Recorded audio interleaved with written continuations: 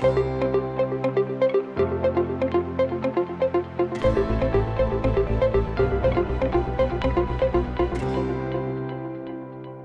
majored in journalism, and I love telling stories. So I worked in a newspaper and found out that that may not be my calling to be a copy editor. And what I ended up doing was, again, taking that role at the agency, and I kind of fell in love with the concept of recruitment marketing. And, you know, being a journalism major, there's other marketing that I'd been trained to talk about, marketing and advertising.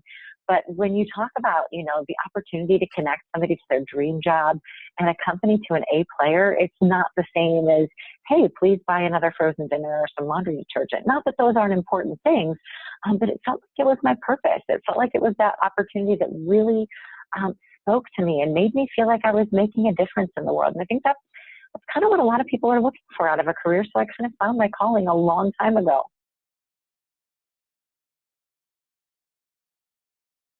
There seems to be a lot of confusion around three topics: employer brand, recruitment marketing, and recruitment advertising. And they're not the same, but they work well together. So your employer brand is really who you are. It's what that target audience knows. It's what people say about you when you're not in the room. So when, you know, people are talking about SmashFly when I'm not listening and what it's like to work at SmashFly, that's our employer brand. And our employer brand is really grounded in three things: the reality of our company, you know, what it's like to work here, what we aspire to be, and the perceptions of the target audience. And where those three things intersect is where you really have the distillation of the brand.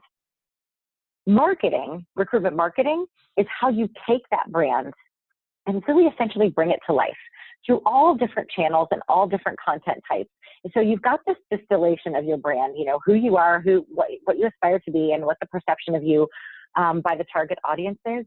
And then it's all those tactics that go about taking that employer brand and communicating it to external audiences and internal audiences to drive the results you want to have. And an offshoot of recruitment marketing is recruitment advertising. You know, it's the ad portion of the marketing puzzle.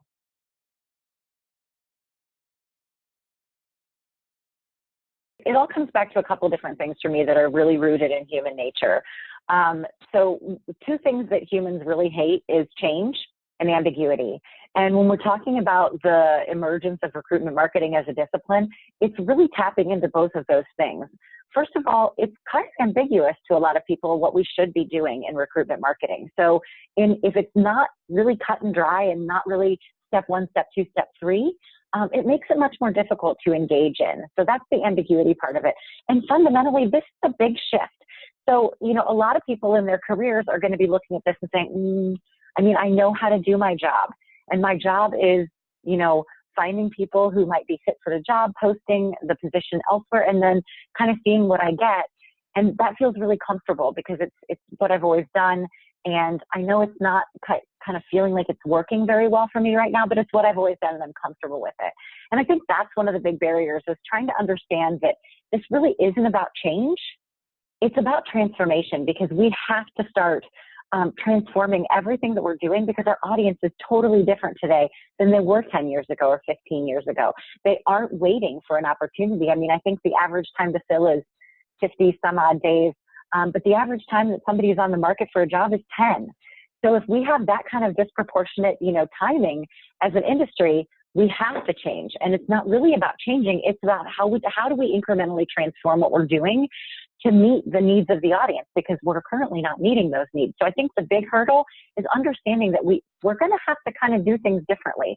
We are going to have to experience some sort of transformation. We aren't in the driver's seat anymore.